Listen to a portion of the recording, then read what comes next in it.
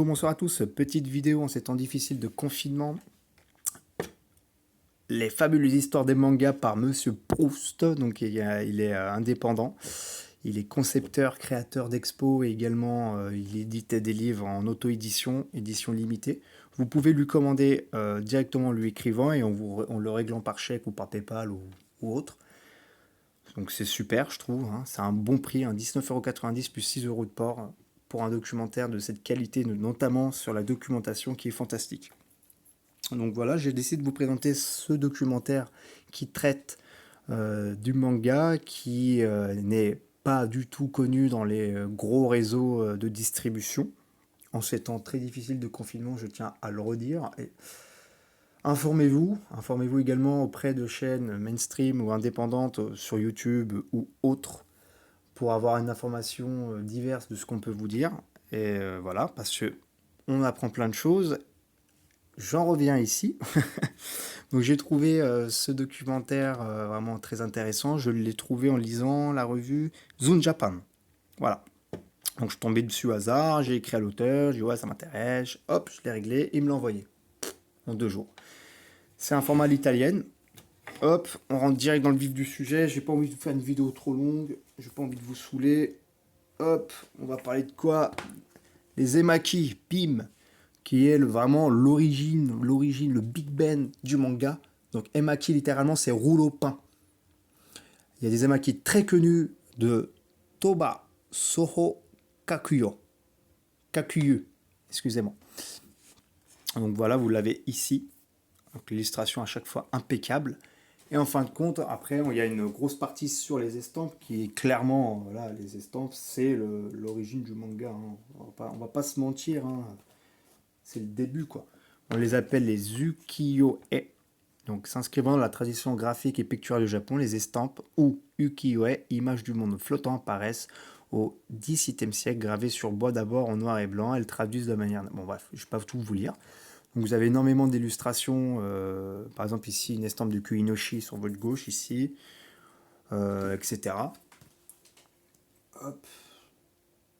Les mangas d'Okuzai, boum. Bien évidemment, on va parler d'Okuzai, hein, Okuzai, mais ce que j'ai apprécié de l'auteur, c'est qu'il ne nous parle pas de la vague, parce que c'est trop facile, quoi. Alors là, je vais vous lire un truc assez intéressant. C'est à partir de 1814 et jusqu'en 1834 que l'artiste Katsuhira Okuzai,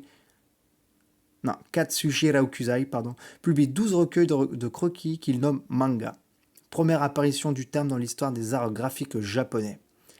Voilà, donc le mot manga apparaît à ce moment-là, donc ça c'est très intéressant. Donc une partie assez conséquente là-dessus, il y a une partie sur les yokai, une partie sur la caricature. Je tiens à vous montrer également que les estampes souvent sont très souvent sont argumentées de texte et de bulles également. Hop, hop, qui découlent directement des pensées des personnages.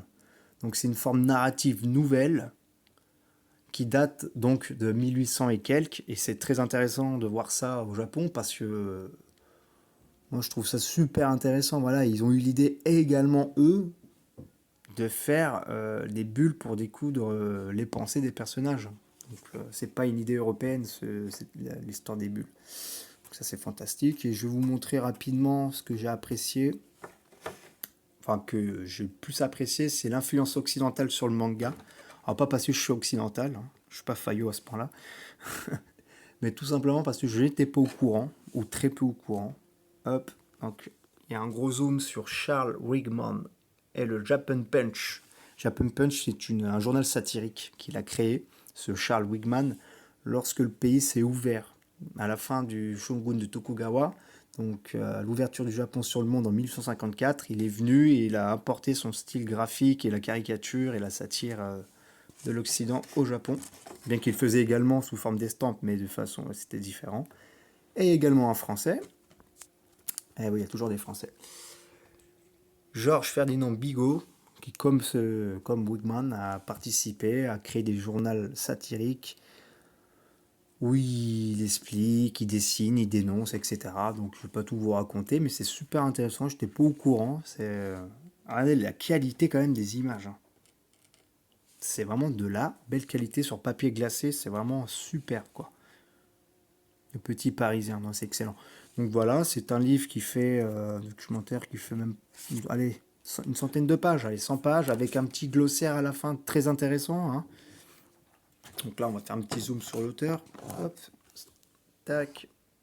Donc je vais vous lire. Collectionneur, concepteur d'exposition. Ça, c'est fantastique. Il a un site internet. Je mettrai tout en description, hein, bien évidemment. Donc voilà. Je ferme, j'arrête la vidéo. Je n'en dis pas plus. Si vous souhaitez le commander, vous savez comment faire maintenant. Là, maintenant, on est le 20 mars. Je crois que la poste va fermer finalement. La décision aura été juste puisque les postiers sont très exposés à la maladie. Il faudra attendre la fin de cette période de confinement pour pouvoir le commander. Mettez-le de côté, mettez-le sur une liste. Si vous voulez faire un cadeau à quelqu'un qui aime le manga ou le Japon, l'histoire du Japon, c'est le cadeau à faire. C'est vraiment très bien. C'est en édition limitée. À très bientôt.